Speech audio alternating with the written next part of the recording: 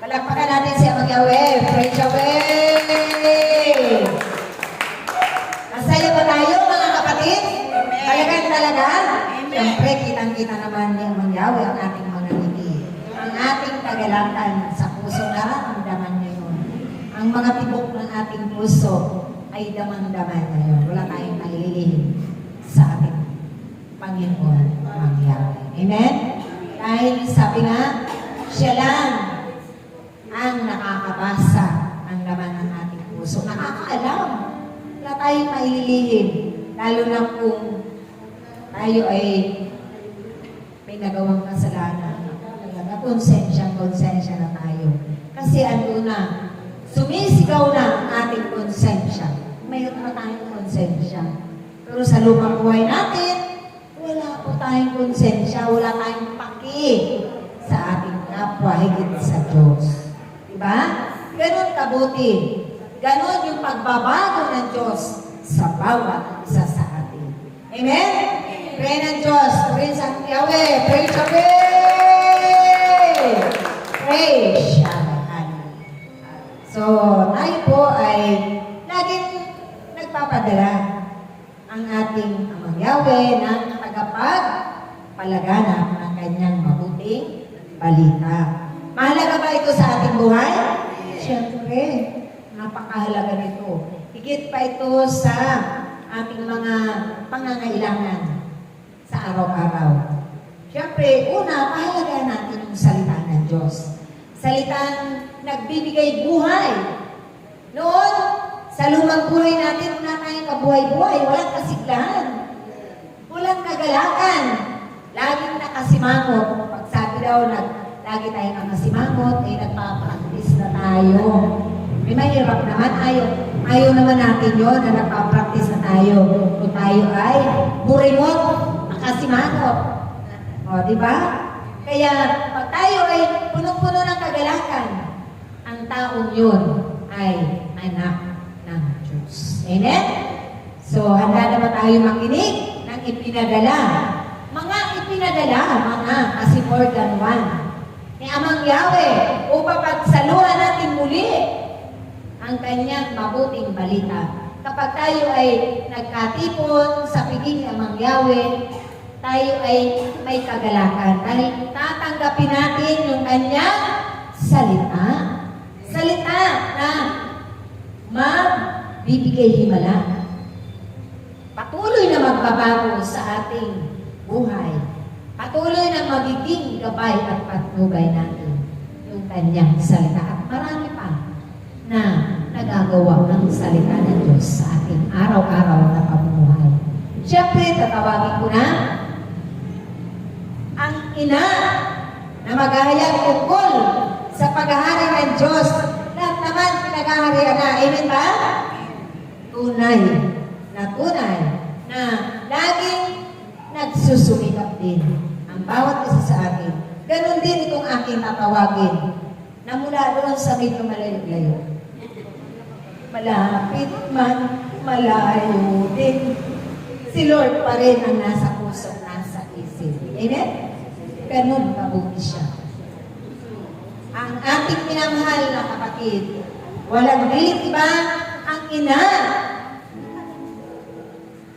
na ating minamahal, Inang Mary. Malakas sa palakpak. Sobrang mahal. Sabi nga niya, mangyari kami sa misit, huwag magbago. Pero mas masarap ang magtok sa maraming tao. Amen. Pero mas marami ngayon. Marami naman, oh. Sanay ako doon sa marami. Kahit sa umpisa, talaga katulad niya, nangangatog-gatog si Carmel. Pero wala tayong magagawa. Dahil tayo tinawag na ng Diyos. Ano ba ibig sabihin ng pantas? Matuwid na tao. At sila. Pantas.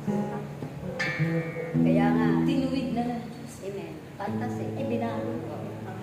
Sila na itinalaga ng Diyos para sundan natin. Sana balang araw tayong lahat ay maging pantas. Maging pantas sa kabutihan. Sa matuwid na landas. Amen. Nasusundan tayo ng ating mga anak at apo na gagawin tayong tala. Maging tala sana tayo sa ating Panginoon. pamilya. Amen? Mahalaga ba ang tala? Amen. Mga panahon noon, iyan ang guide na para sila ay makapunta doon sa pupuntahan sa pamagitan ng tala.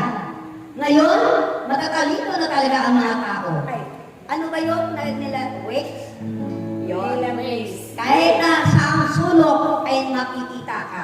Which? Oo, lalo kung ikaw ay nakautang, makikita ka talaga at hahanapin ka. Hindi lang yun. Pero sabi nga natin, Yung drone din. yung drone. Oo. Isa Kaya, din yun. kaya nga ito, mahalaga ang High-tech eh. mayroong nagka-guide Amen. na sana gamitin tayo ng Diyos na tayong lahat ay maging guide ng ating mga kapatiran. Nawa, hindi lamang isa, hindi lamang si brother, tayong lahat ay maging punong lingkod balang araw lahat. Gusto niyo ba yun? Maging pantas tayo? Wow! Ang pagkabala ay dumating na nga sa buhay ng set my spirit free community. Palakpakan po natin ang ating buhay na Panginoon. Maraming palakpak! Maraming palakpak! Maraming grasya! God is good all the time. Kaya nga, tungkol po sa paghahandog ito ng mga pantas. Kaya mayroon akong iaalay na awitin para sa ating Panginoon. Mahalaga na tayo po pala ay maghahandog sa ating Panginoon. Na sabi natin dahil kilala natin ang ating Panginoon, alam natin kung ano ang ating ibibigay o iririgalo. Pag pumunta ka ba ng kasalan, ang iririgalo mo pang binyagan, diba? Pang regalo talaga sa kasalan. Ito, sabi na natin, napakahalaga ang iririgalo natin sa ating Panginoon. Dahil, sabi na natin, mahalaga siya sa buhay natin, nung dumating siya sa buhay natin, kaya kailangan regaluhan natin na mahalaga ang ating buhay na Panginoon, ang ating tagapagligtas. Palakpakan po natin ang ating buhay na Panginoon. Awitin muna natin si Melchor at Balcazar kasi doon yung yung tema. Yung regalo ng mga pantas. Okay. Yung chorus na lang, saan na tayo papasok?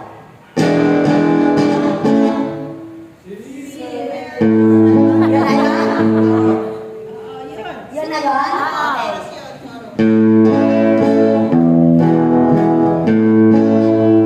Si Melchor at Balcazar, kalipas na naman ay dumalang. At sila'y nagtanong ng ligan. Awit na yung ang magaganda para sa piling. Doon kaya pastor maligaya. Tumingin sa paligid ng pastor. Nagdiriwang ang mundo. Pagkat ngayon ay araw ng pagsilang ni Kristo. Tatlong hari ay dumalaw at naghalay ng regalo. Lingkod bilang kamangyan, kanilang inialay sa sangkot sa saksakan. Okay, yun ang hinandog. Dapat nating ihandog yung ginto, pilak, at kamangyan. Napakahalaga para sa ating Panginoon yun. Amen? Nasabi natin, wala naman talaga tayong maiihandog sa Diyos, kundi yung mga kabutihang ginawa niya sa atin, ibabalik natin sa Kanya ng masigit na kabutihan. Alam natin siya'y Diyos na makapangyarihan. Kapag ang Espiritu na ang nagtudok sa'yo, yun na yun, hindi ikaw. Amen? Kapag ang Espiritu ng Diyos ang nagtudok sa bawat isa sa atin, yun na yun. Amen. Huwag mo nang baguhin. Noong araw pa yan, napapansin nyo ng ating punong lingkod. Dahil nga, sumatigas nga ang ating mga ulo. Pero dahil tayo ngayon ay handa ng sumunod sa kalooban ng Diyos, gawin natin, sundin natin ang kalooban ng ating Panginoon. Para tayong pala na dapat sundan-sundan. Amen? Na katulad ng ginawa ng tatlong pantas na ito, na sabi natin, yung tatlong pantas na ito ay hinanap nila si Jesus. Si Jesus ay ipinanganak sa Bethlehem, sa lugar ng Juda. Judea ba yun? Juda. Nasabi na natin, sa kapanahonan ni Herodes, naabutan niyo ba si Herodes? Alam mo sa tayo, wala sila. wala, ano? Parehos tayo, wala. Wala pa tayo. Hindi natin alam. Kahit na mga panahon noon, andun na yun. Ulit pa nga tayo. Pero tayo ay hindi pa rin talaga natin kilala sila. Kaya nga mahirap na kilalanin ang mga tao noon. Pero sa udyok ng Holy Spirit, sa ating pagsunod sa kalooban ng Diyos, nakilala natin unti-unti ang kalooban ng Diyos. Amen. Nakikilala natin ang mga tao, hindi natin sila kilala, lalo sa banal na aklat. Ngayon, sa umpisa lang, parang mayroon na kaagad nagpo-program sa isipan mo. Parang na may nagtatype doon na may tawag sa iyo, alam mo na kaagad na mayroon kang chat-chat. Amen. Na kailangan mo munang balikan ang messenger mo. May guide eh. Nakikita mo yun na umiilaw. Kaya napakahalaga yun na tingnan nyo muna baka mayroong mensaheng dumarating sa inyo. Mahalaga. Alas 11 ng gabi, nag-chat yung ating mahal na prinsesa. Mabuti gising pa Sister Mel. At nakita ko yung mayroon palang gawain kila Sister Celine. Kaya nga, mahalaga na marunong kayong sumagot. Hindi yung puro lang plugin. Kailangan mayroon kayong sasabihin para sa akin, mensahe kay Sister Mel. Palagi akong tinatawagan ng mga sister natin kung mayroon na mga gawain sa katulad na lugar na ito. Ay mayroon din ditong pantas. Sagot na agad ang telepono. Updated siya kung sumagot. Kaya mapalad tayo. Sabi natin, ginaguide siya ng ating Panginoon. Walang iba. Palakpakan naman natin ang ating kapatid na si sister natin. Maraming salamat kay sister natin. Sabi ko nga, noong mga panahon noon, sayang naman ang babaeng ito kung mawala. Dahil lang doon sa kawalan. No! Sabi nga natin, kapag tumilos ang Diyos sa taong yan, kahit saan ka pumunta, kahit sa kawalan ka, susundan-sundan ka ng ating Panginoon. Katulad ng ating pagbasa. Nasabi na natin, kahit na sa sulo ipinanganak si Jesus, nasundan sila nung tatlong pantas sa pamagitan lamang nung alak. Kanina nga nag-share sa amin yung ating mahal na prinsesa. Nandun sila sa Cavite noon, nakita niya ang malaking alak. Mayroon sinabi si Monsi kung ano ang pangalan ng alak na yun. Alam mo, nakakita rin ako niyan sa probinsya. Kasi sa probinsya, di ba, makikita mo dahil madilim, yung mga liwanag ang buwan na yan, makikita mo. Ano yung Yung malaking kala. Akala mo yung parang gumaganyan-ganyan, makikita mo yun. Kakaiba talaga sa iba. Kapag nakakita ka ng ganong tala. No? Kakaiba sa tala eh. May talang maliliit. Pero yung nakikita ko talaga sa probinsya nung maliit ako, malalaking tala.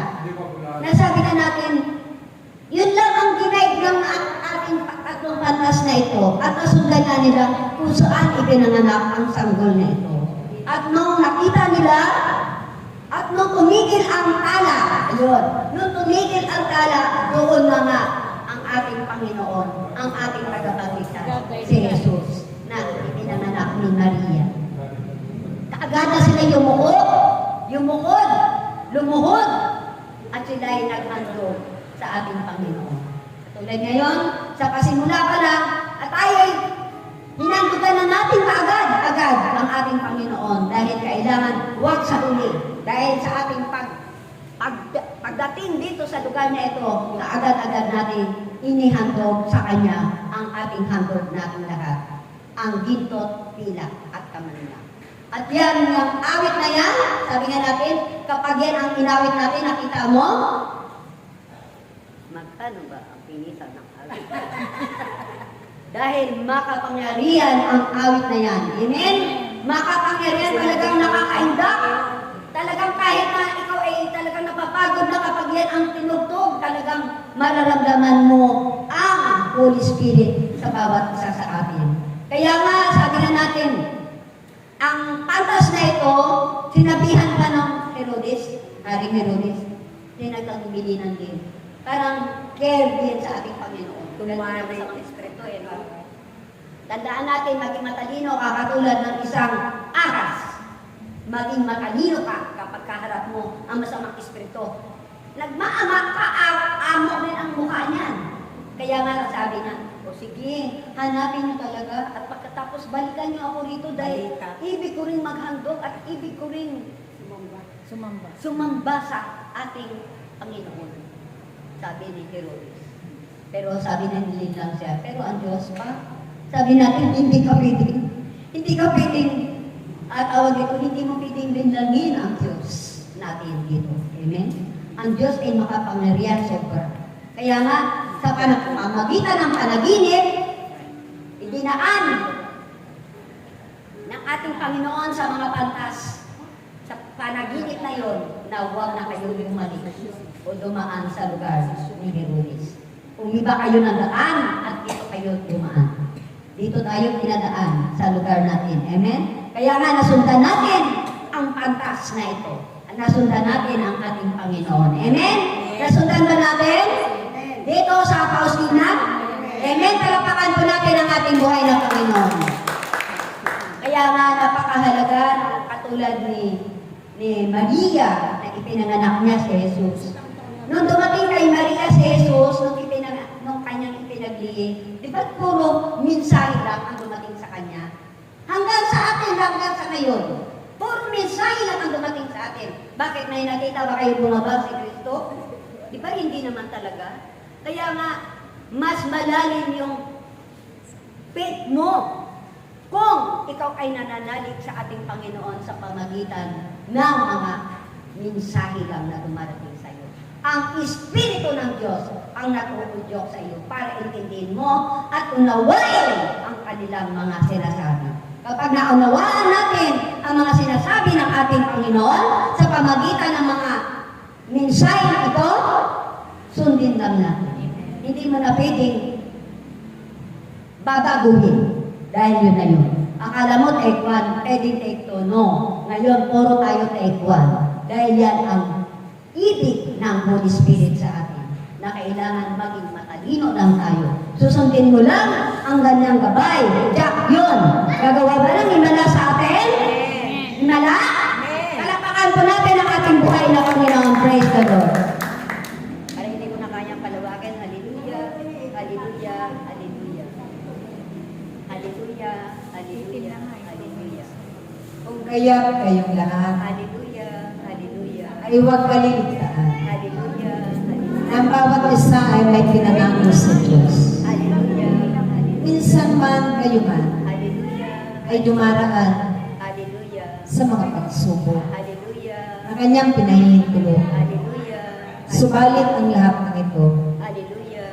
ay huwag ninyong bigyan Hallelujah. Hallelujah. Hallelujah. ng Hallelujah. pagpapahalaga. Hallelujah. Pagkus mas pahalagahan ninyo Hallelujah. ang mabubuting bagay Hallelujah. na kaloob ng Diyos Hallelujah.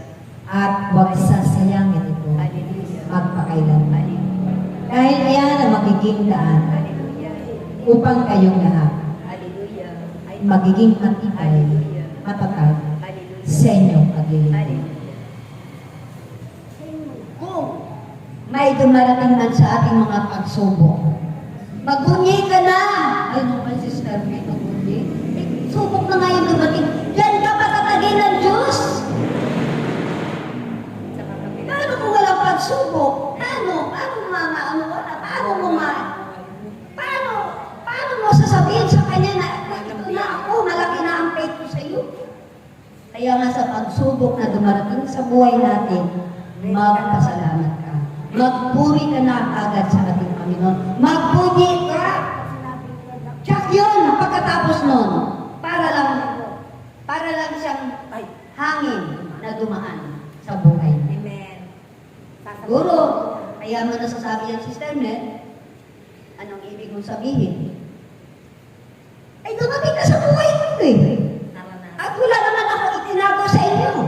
Ano ba yung mga dumating sa buhay ko noong una? Hindi maganda. Kung pwede nga lang talaga, iwan ko na. Parang hindi ko na kaya. Pero nanatili pa rin ang inyong lingkod. Kaya nga, nandito ako sa harapan nyo, buhay na patotoo. Kapag dumarating pala yung mga pagsubok na yan, lalo sa kwarta, huwag mong isipin ang kwarta. Yun pala yun. Regalo na ng Diyos yun. Kapag milagro na nga kaharap ko, sasabihin ko, paano na ang milagro? Eh, wala naman akong pera pagdating sa Maynila. Ay, hindi ka sabi sa sister. Di ba milagro yan? Yung pilay nakalakad. Doon siya nakapokus. Ako nakapokus sa wala.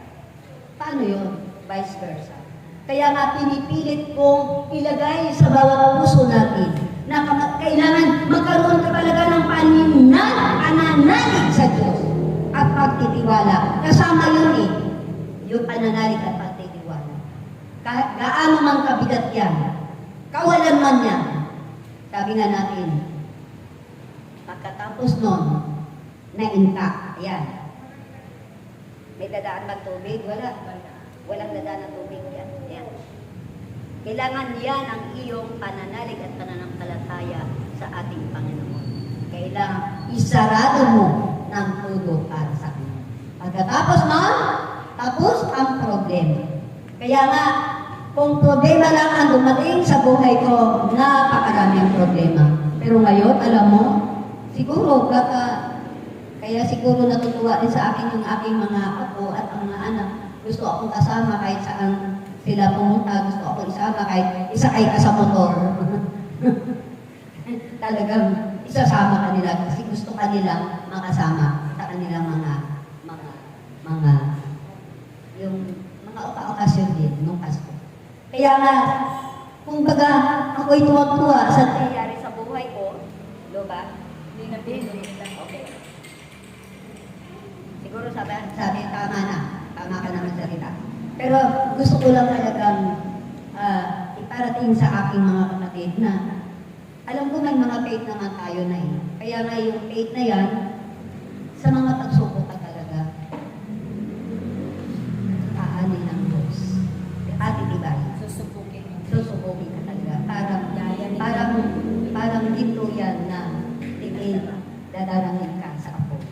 Kaya nga, regalo ngayon sa Diyos na manatili ka lang, stable ka lang, magdasal ka lang kapag dumating ang mga bagay na yun.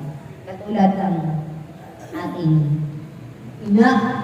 Inang Maria, na yan dati ang aking tinatawagan palagi, na talagang ang faith ko sa bilang isang ina, na alam kong hindi niya paihindian ang isang anak na humingi ng tulong at babag sa kanya.